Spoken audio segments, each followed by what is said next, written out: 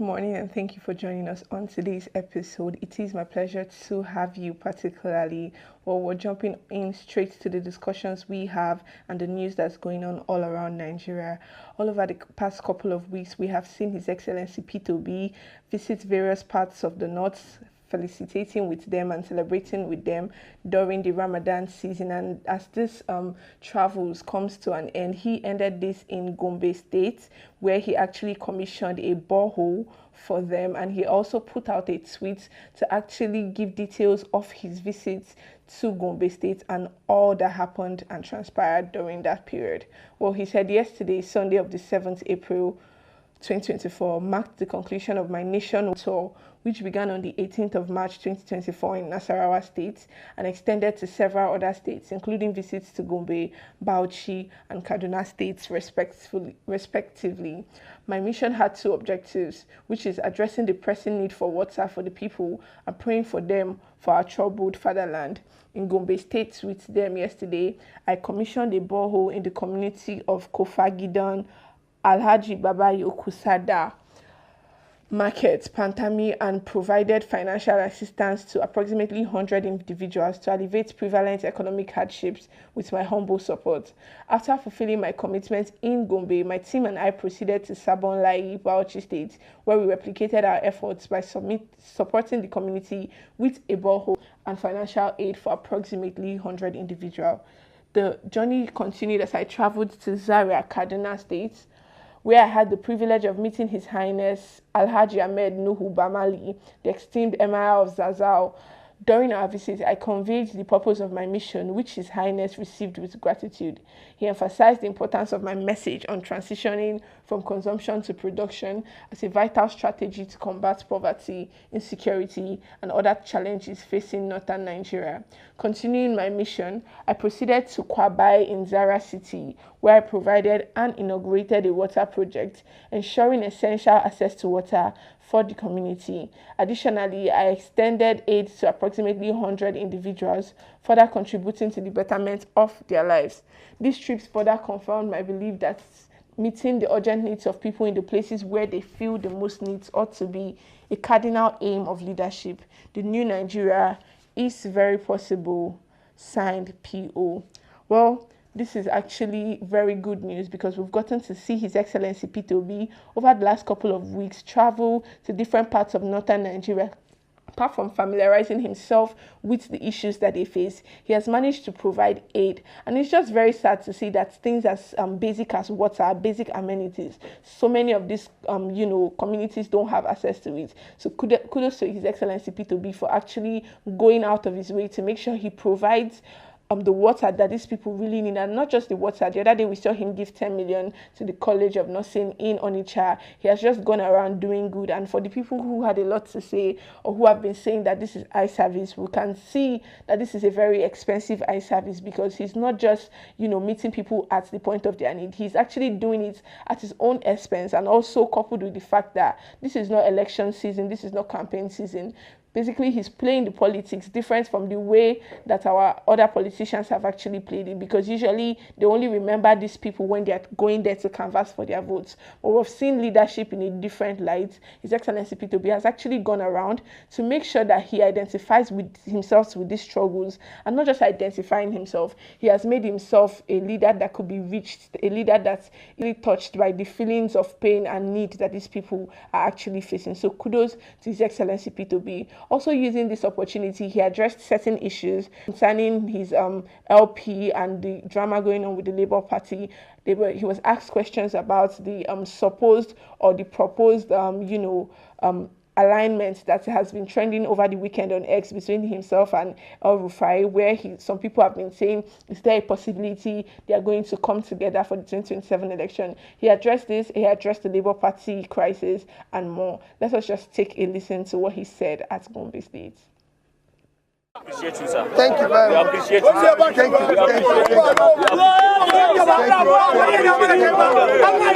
you. I've been going around the country trying to, in various communities, support areas of need. Today, The 7th, today the 7th of April, I'm here in Gombe, and I came to this market, you know, Pantami market, to be able to help them in area of water supply. That's the borehole I just mentioned. In area of water, because you could see their business here. They see all the rams and everything here. You could see them here being sold, but they don't have water.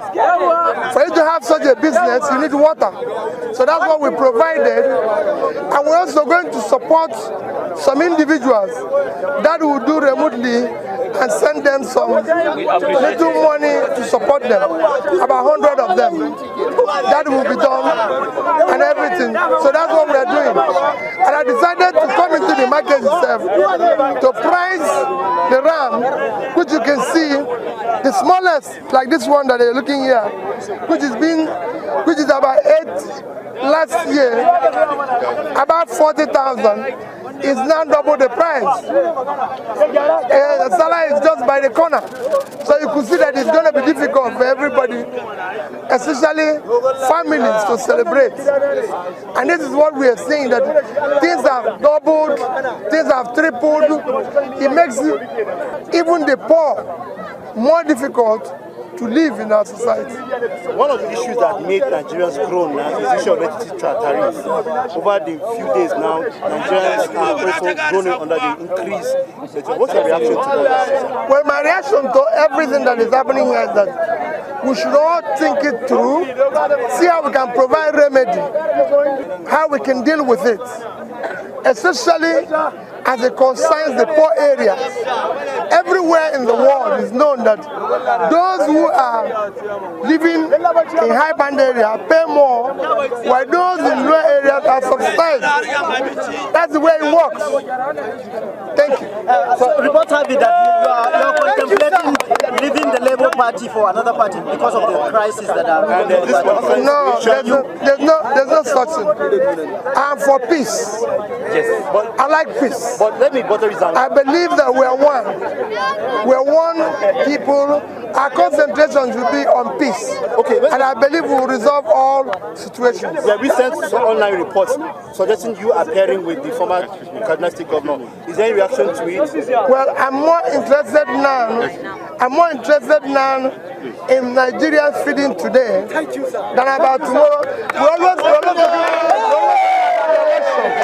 We're always concentrating about the election rather than what Nigerians are going through.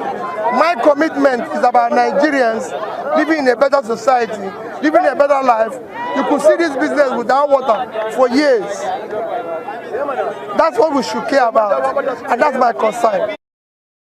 Oh, very interesting and very well said. So he has laid to rest those claims that are actually asking, oh, are you going to leave Labour Party? He has told them, he has told us, he has told the Obidient worldwide that he is for peace, and it is peace that is his focal point. So even he also laid to rest the conversations about him pairing up with ex-Kaduna State Governor in the person of El Rufai to form a coalition for the 2027 election. He has actually told them that his focus is that Nigerians feed and Nigerians have the best of governance, the best of the fruits of democracy, and if it's not concerning that, he is not willing or not very interested to have conversations about that. And that is our very own His Excellency P2B doing good as usual and going around to actually rewrite the history when it comes to Nigerian politics. And so all we have to do is to actually follow him. We should not be bothered about what is going on with Labour Party or going on with another political party. It is really less about parties or persons. It is really more about the ideology, because parties are perishable, persons are perishable, but it's an idea. An ideology is going to be eternal. It is the ideology of a new Nigeria that we buy into, and so we just follow the person in the person of His Excellency P2B, because he embodies this ideology and the hope that there is a new Nigeria that's very possible. So to lay all the rumors to rest, His Excellency P2B is saying that he is just focused on a new Nigeria, which is very possible, and he's not going to be swayed by side conversations about any other thing that is not going to be in the interest of Nigerian people. Well, moving on, we have stories about the Kano state government. Recall earlier earlier last week, I had made, a report. We had yours about Kano State Governor, who was actually probing into the 5.6 billion naira theft, or rather alleged theft, of the ex-governor Ganduje. Well, Kano State Governor Abba Yusuf has responded to the allegation by his predecessor, Dr. Abdullahi Ganduje, that his administration had failed in its 8 months period of governing the state. Governor Yusuf, reacting to this assertion, said that Ganduje's 8-year tenure was characterized by maladministration, massive records of corruption, diversion of public funds, and sale of government properties. Yusuf, in a statement on Sunday by his spokesperson, Sanusi Tofa, regretted that Ganduje, in quotes, shamelessly spoke about non-existent failure in the present administration, instead of facing the nemesis of corruption and political violence hanging around his neck. The governor emphasized that he would leave no stone unturned in pursuing the alleged scandal surrounding a dollar video to logical conclusion. Governor Yusuf then charged the Economic and Financial Crimes Commission, EFCC, to release the forensic investigation it conducted on the Gandola saga, in quotes, in 2018 for public consumption. The Kano State Governor advised the immediate past governor of the state to rather, in quotes, buckle up in defense of his already battered image at the courts, instead of further exposing his impunity on the media space. The statement reminded the national chairman of the All Progressive Congress, in the person of AJ, on how his alleged gross perchance for corruption has brought shame and disgrace to the good people of Kano State, insisting that no amount of media campaign would hinder the process of bringing him to book on what he called the glaring cases of corruptions filed against him. Part of the statement reads, "Our 8 months in office has remarkably outweighed Ganduje's 8 wasted years of political caricature and maladministration by all standards. We wish to reaffirm the present administration's resolve and readiness to make anyone found guilty of corruption to face the full wrath of the law for their intentional wrongdoings," the statement added. Governor Yusuf, however, maintained that his administration is multifacetedly inclined, prioritizing focus and attention on socio-economic and physical infrastructure developments for the overall well-being of Kano State and the good people of Kano. He said the assumption to unravel corruption charges against Ganduje and members of his immediate family was an attempt to cover up, clearly means that such category of people were either under false illusion or being economical with the truth. For whatever option, Kano State government would advise the former governor to show cause why his name, that of his family, and the entire people of Kano should permanently erase from global embarrassment that the dollar video has generated. Governor Yusuf said on the allegations of poor governance, despite increased federal allocation on the state, he revealed that his administration is still struggling to recover from the state of bankruptcy that Ganduje plunged the state in the last 8 years. Yusuf said that apart from inheriting a liability and debt that is running into over 300 billion from the Ganduje administration, he alleged further that the immediate past APC government in the state sold almost all the property and assets to Ganduje, members of his family, and his cronies. Well, very interesting because, like I said, we have really interesting couple of weeks coming following this saga, because since this video premiered since 2018, we've had an unholy silence, and this is the first time we're having in media space conversations about the alleged 5.6 billion naira. And I think the EFC should just go and do its duty, apart from releasing the forensic reports as the Kano State government have asked for. They should actually tell Nigerians and put him on trial. So Abdullahi Ganduje, who happens to be the immediate past governor of Kano State, comes to tell Nigerians what happened in the video and his alleged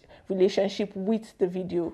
Well, moving on, we have the story of the Navy, Nigerian Navy. They've been indicted in a case where a man, a civilian who had worked with the Nigerian Navy for over 15 years, was killed in cold blood by members of the Nigerian Navy, allegedly. Family members have called for justice for the civilian staff who had actually been killed over a little misdemeanor, a little issue that happened that transpired and escalated out of proportion. This was what happened, and then we had these men pouncing on him and beating him for over 7 hours, according to reports. Well, let's take a video from the family source who had actually narrated the totality of what went down. I'll come back and have conversations about it. Seen on your screen right now is Richard Onimibu. He was a civilian staff of the Nigerian Ministry of Defense. He worked there for 15 years and he dedicated his life to that ministry. He worked in the laboratory, but on the 26th of March 2024, Richard did not come back home. His family was worried. His sister, who he was living with, was worried. Unknown to them that Richard was being beaten, brutalized, battered for 7 good hours. Richard was beaten from 8 p.m. on the 26th of March to 1 a.m. on the 27th of March. What was his crime? Richard loves taking care of dogs. One of his bosses was not around and he was like, I'm leaving my dog in your care. So after work, as usual, Richard went to take care of those dogs. And there was a particular lady living in that compound that is always bullying Richard. Imagine saying Richard and you call him dog boy. But that day, he decided to stand for himself. And he said, I've had enough of your bullying. And they had a little bit of altercations. The lady tried to slap him and he tried to defend himself. Being a man, he had the upper hand. He did not touch this. Because of the whole back and forth, this lady got pinned on the floor by Richard. And he asked her, you would have to apologize to me before I'd let you go. Realizing that she had wronged him, she apologized to Richard. And Richard let her go. He never laid his hands on this lady. Unknowing to Richard that this lady went to get mobilization. So she came back with 5 Navy staff. They came there and 4 of them, without even listening to his side of the story, they started to brutalize Richard.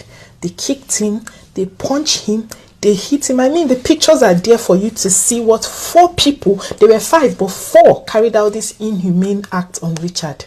They beat him to the extent that Richard was everything. He was so sore and swollen. Unfortunately, on Easter Sunday, his family got a call that Richard had died. He died. He even, to show you how much Richard loved the Navy, how much he loved his job, with the whole bruises on his body, he still went to work. And he died at work. You can see the pictures. That was when they discovered the body of Richard, swollen from the bruises and injuries he sustained from being beaten for 7 hours. Even if Richard was a thief, even if he stole jungle justice, that's what they did to him. By the same, his colleagues, the only difference is that he was a civilian staff. They did this to Richard. Took away the joy of a family, took away a promising young man that had so much to give. All we want now is justice, because there's no amount of tears that can bring Richard back to life, but we want justice. Nigerian Navy failed him while he was alive. We pray they don't fail him now that he's dead. This case is looking like it is going to be swept under the carpets. They are hiding details surrounding how far they are going with the interrogation of the people who perpetrated this act. The Nigerian Navy are covering a lot of things. They are not saying anything to the family, saying that they cannot divulge information of the case to the family. Imagine losing your brother, your son, and still being deprived of knowing what's up with justice for him. And we are saying that we cannot keep silent. Please tag the appropriate authorities to this video. If you see this video, the only thing you can do for us is to tag the appropriate authorities, tag the governor of Lagos State, Governor Sanwo-Olu. Please come to our aid. We need justice for Richard, a young man that was taken from us abruptly. This was a young man that had dreams. This could have been your... It's just a very sad reality in Nigeria that people can actually get away with doing heinous crimes, committing heinous crimes like this, because what sense does that make to say, oh, we're not going to divulge information concerning quote unquote an investigation? That is if anyone is even going on, because we live in a country where people do whatever they like to do and then they get away with it. Well, before we proceed, let's take on reactions from X, from people who actually, okay, this is from Grant Tao, that's his username. He says Richard was a nice guy, so pained he died this way. I met Richard in 2021 when my 1-year barbell was misbehaving. He trained a mature dog and made it better. Richard was humble, dedicated, and loved dogs. This was not just his passion, but a way of making ends meet, as his pay wasn't enough to take him home. The Navy is a very responsible service and would not hide such acts. I advise the family to write a petition to the naval headquarters and do a follow-up. The perpetrators won't survive with Rip Richard.